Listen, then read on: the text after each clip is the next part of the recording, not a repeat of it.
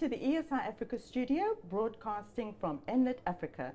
Today I am speaking with Vally Padayachee, who is with the National Rationalized Specifications Group. Vally, you actually have multiple hats, but in this instance we're going to be talking about load shedding specifically in South Africa and your participation here at NLIT Africa, where you were presenting at one of the sessions. So let's start off with the National Rationalized Specifications Group. And what do they actually do? Thanks, Nicolette, and thanks to ESI for inviting me. That's an excellent question because, as you said offline, we are an organization that existed for 20-25 years. It's a very powerful organization because its membership is all metros, Munichs, ESCOM Holdings, the national regulator, and the South African Bureau of Standards. And in a very brief response, we produced specifications and standards for the ESI and the EDI, which and we get our legal mandate through the SABS or SANS process and the NESA process. And in the context of load shedding, through one of our codes of practice, standard NRS 048 Part 9, we regulate load shedding. So that's an important aspect within South Africa, regulating that demand and supply of electricity to South Africans. But here at NLIT Africa, you've also been talking about how we can actually go beyond load shedding. So what is it that came out during your session that really stood out for you? Well, I think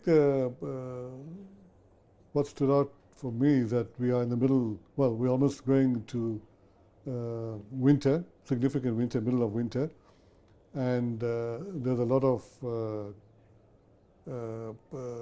concern and apprehension as to what level of load shedding we will get into, let alone is a possibility of going into a blackout and in terms of possibility of collapsing the grid. Now, maybe using my NRS hat, I'm actually the chairman of the management committee, that we cannot give you a guarantee given the status of the national grid, and there we include ESCOM generation, and we know that their assets are not performing well vis-a-vis the energy availability factor is down to the middle 50s. So given that situation and other factors, we cannot guarantee that we would not go beyond stage 6, let alone beyond stage 8. But we, through our processes, we are confident that even though we'll get into the middle of winter, we will not get into a blackout situation, but we will get into advanced levels of load shedding, as I say, potentially beyond 8. And we must make it clear, and I'm not saying it's a panacea for load shedding. I mean, load shedding is not a panacea for the solution, because load shedding is an excellent management tool, technical management tool, to prevent us from going into a blackout situation, let alone collapsing the grid. So, and we have excellent people at System Operations, National Control, and the Munich control rooms that take care of that. Right. And during your session, were there any specific questions that came from the audience that you think that was really good question, and what your response was? Yeah, I think the question was, would we get beyond stage 8? And my quick response as an engineering professional and being pragmatic and practical about it is that, as I indicated, I cannot not say that we would not go beyond stage 8. We could go beyond stage 8, but I'm confident that we will not get a blackout situation, right, or the grid will not collapse. So I want to give that assurance to the public that unfortunately we will get to advanced levels of load shedding, but we do not, and I repeat, we do not want to get into a blackout situation. And why I'm also confident, we have an excellent team at National Control System Operator, the Munich control rooms, that will take care of that.